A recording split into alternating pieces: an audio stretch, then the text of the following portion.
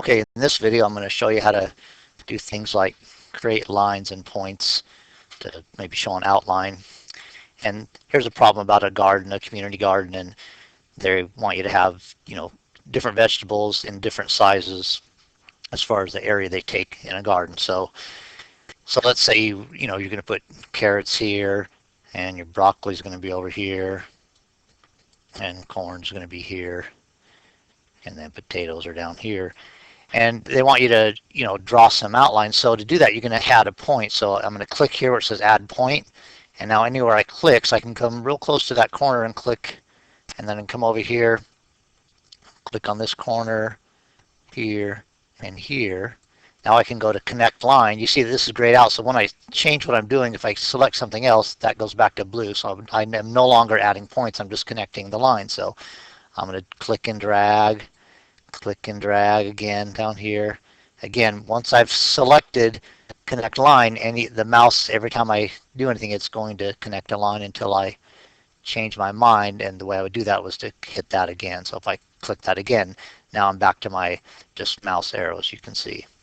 So you do that, and then you might add some lines over here. But another thing I want you to know is if you want to delete something, what you do is you have to click the item, hit delete, and now you see the little plus, or we'll call it a crosshair because it's not really, I'm not adding anything, it's actually taking something away. So I'm going to call that little X crosshair. So once I have that highlighted, I see that, I can come over, I can click on this point, and it gets rid of it. And it also got rid of the two lines because it was on a corner.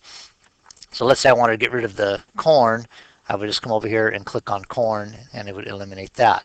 Now when I'm done with deleting, I can either hit delete again, or I could have just come over here and selected something else.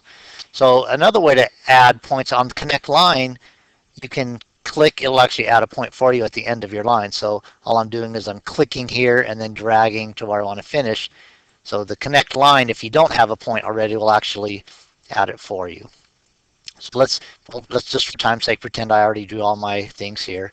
So now here it's going to ask you something about the plot, like what fraction is left over for the class to plant the rest of their vegetables. So because I want to put a fraction in right there, it's asking me fraction, I'm going to come over here on this little virtual calculator, and that's the fraction sign. So I'm going to click on that fraction sign, and it kind of builds a little box for me.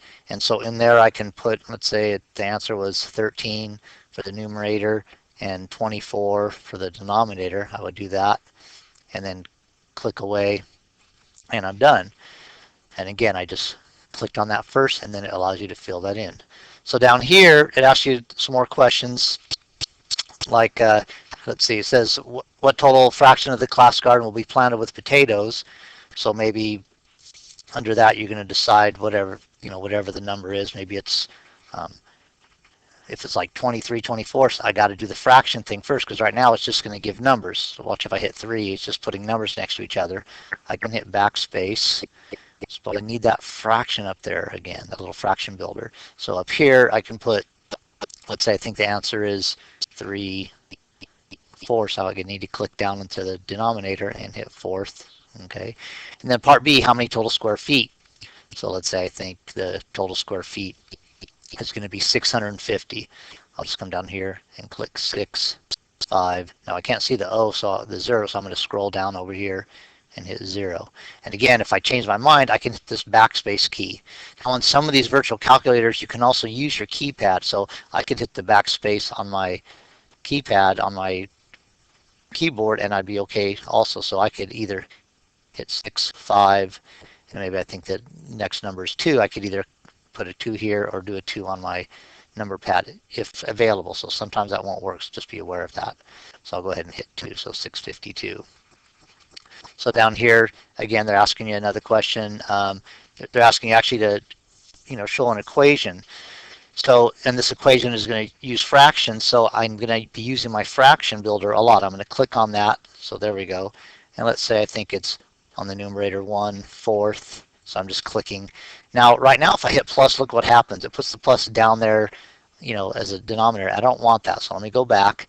Just click again up here in this white space, and it'll pop it up there. So now I can hit 1/4 plus.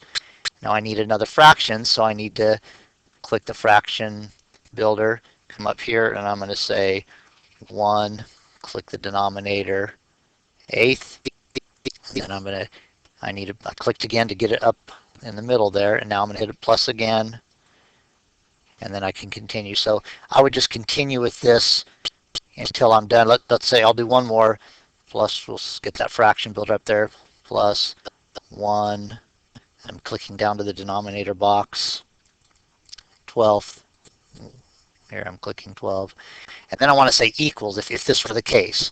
I'm going to, again, I need to click up here again to move that cursor up just a little bit, and I can come down here and hit my equal sign, and then I can enter my answer. If it's a whole number, I would just type the number. If it's a fraction, again, I would bring that fraction box up. So just be aware of that, and again, know that right here you can use these if you need to. So up here, I just want to point a couple of things out here. This is called the global menu, and this menu might change up at the top based on the test you're taking. But it has a zoom, so I could zoom in if I want to see the text a little bigger, or a picture a little bit bigger. But know that when you zoom in, you don't get to see everything. You don't see as much, so I might want to zoom out again. I'm just clicking with my mouse. Over here, I can pause.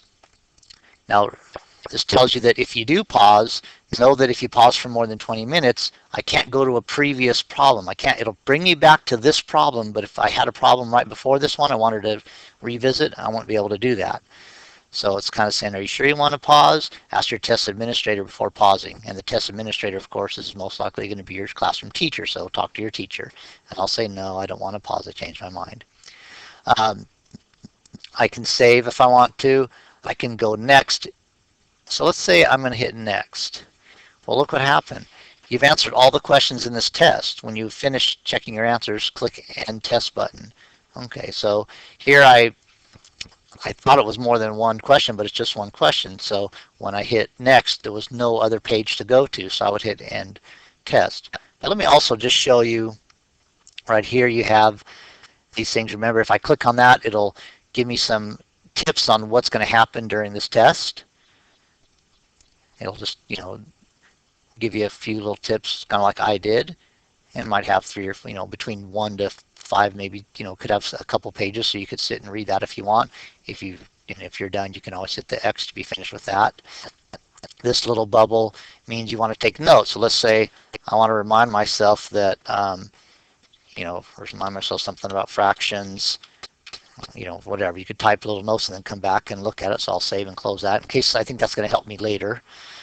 And then this one is a flag. If I click this flag, it's going to bring me back here to that little check mark when I get to the end of the test. So let me show you what that looks like. So now I'm going to go ahead and hit End Test, because I know if I hit next, it's just it's not going to give me another page. It's going to say we're done. So I hit End Test. You've reached the end of the test. Click Yes to continue. Okay. Or no to keep working on your test. So I'll go ahead and continue. And now here you can review your answers also. So it shows you, look, you've marked a question, remind you, hey, you had a little flag. Review these questions before submitting your test. Now, there's only 1 through 4. If there were more problems, like 5 through 10, let's say there were 10 problems, I could say, hey, I want to go look at problems, 5 through 9 or whatever that is. So just be aware that those are going to be here on this little down menu. And let's say if I want to review my answers, I would. I go back, it'll let me come back, look at them, okay. And let's say I'm fine with it. Okay, I'm good with it. Maybe I'll get rid of that check and then come back up here and test and say, let's see, you reach the end of the test. I'm good with that. I don't need to review my answers. I already did that. Go ahead and just submit my test. And yes, I want to submit. And now I'm done.